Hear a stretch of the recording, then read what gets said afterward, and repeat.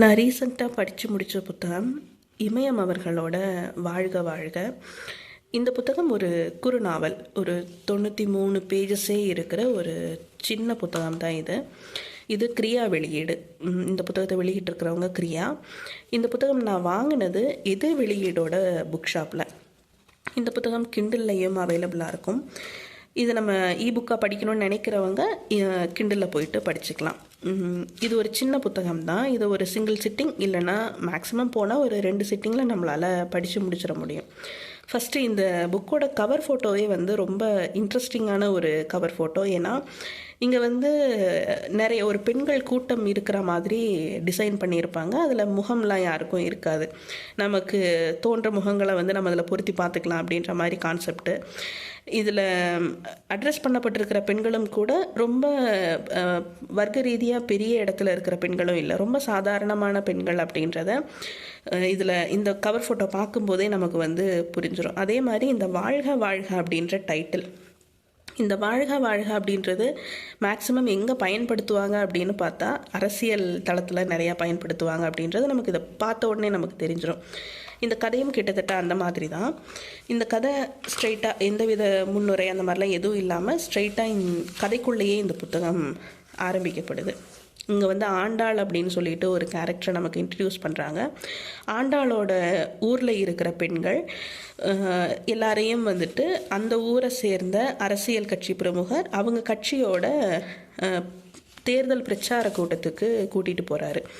அங்கே போயிட்டு அந்த பெண்கள் எப்படியான ஒரு சூழலில் இருக்காங்க, இங்கேருந்து அவங்க எந்த மாதிரியான சூழலில் அந்த கூட்டத்துக்கு போகிறாங்க, என்னென்ன தேவைகளுக்காக போகிறாங்க, அவங்களுக்கு கட்சி சார்பு இருக்கா இல்லையா, இந்த மாதிரி எல்லாத்தையும் நம்மளை யோசிக்க வைக்கிற ஒரு கதையாடல் தான் இந்த புக்கு.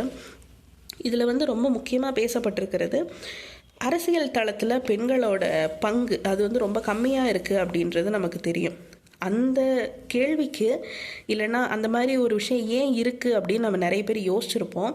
அதுக்கான பதிலை இந்த புத்தகம் நம்மளை சிந்திக்க வைக்கும். ஏன்னா ஒரு அரசியல் கட்சி கூட்டத்துக்கு போகிற பெண்களுக்கே அங்கே சரியான வரவேற்புன்னு சொல்கிறத விட அங்கே அவங்க ஃபிட்டின் ஆகிறதுக்கான ஏற்பாடுகள் எதுவுமே பெருசாக செய்யப்பட்டிருக்காது. அது வெறுமனே கூட்டம் காட்டுறதுக்காக மட்டுமே பெண்களை கூட்டிகிட்டு போகிற மாதிரியான ஒரு ஏற்பாடாக இருந்திருக்கும்.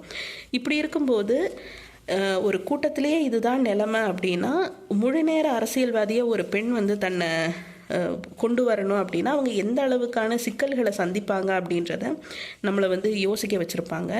நிறைய இடத்துல பெண்கள் நிறைய பேர் பேசிக்கிற விஷயத்தை இதில் சொல்லியிருப்பாங்க. அந்த கூட்டத்துக்கு போகிற ஆண்டாள் கூட கண்ணகின்னு ஒருத்தவங்க போயிருப்பாங்க. அவங்க அதாவது பக்கத்து வீடு எதிர் வீடு இதில் இருக்கிற பெண்கள் தான் எல்லாருமே. இவங்க தங்களோட வாழ்க்கை கஷ்டங்களையும் அவங்களுக்கு இருக்கிற அந்த சூழல்களையும் நம்ம எப்படி நம்ம பக்கத்து வீட்டுக்காரங்க கிட்ட இல்லைனா நம்மளோட ஃப்ரெண்ட்ஸ் கிட்ட நம்ம ஷேர் பண்ணிப்போமோ அதே மாதிரி அவங்களுக்குள்ளே ஷேர் பண்ணிக்கிறாங்க. அந்த மாதிரி ஷேர் பண்ணிக்கிற விஷயங்களை எடுத்து சொல்கிறத வச்சு அவங்களோட வாழ்க்கை சூழல் எப்படி இருக்குது அப்படின்றத பற்றி நம்மளை யோசிக்க வச்சுருப்பாங்க.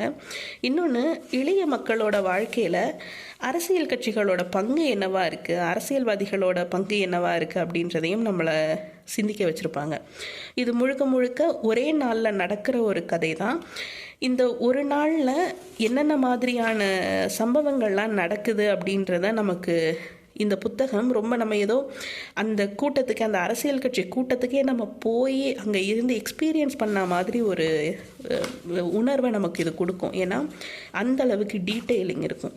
இன்னும் சொல்லப்போனால் இந்த புத்தகம் கடைசி கிளைமேக்ஸை நெருங்கும் போதெல்லாம் அந்த பெண்கள் அந்த வெயிலில் உட்காந்துட்ருக்கிறது அதெல்லாம் எக்ஸ்பிளைன் பண்ணியிருப்பாங்க. நம்மளே போய் அந்த வெயிலில் உட்காந்துருக்கிற மாதிரி நமக்கு ஃபீல் ஆக ஆரம்பிச்சிடும். ஒரு கட்டத்துக்கு மேலே அங்கே இருக்கிற நெருக்கடியில், அதாவது அந்த நெரிசல், கூட்ட நெரிசலில் நமக்கே அதை எக்ஸ்பிளைன் பண்ணுறத படிக்கும்போது மூச்சு முட்டுற மாதிரி ஃபீல் ஆக ஆரம்பிக்கும். அந்த அளவுக்கான டீட்டெயிலிங், அவ்வளோ டீட்டெயில்ஸ் இதில் கொடுத்துருப்பாங்க.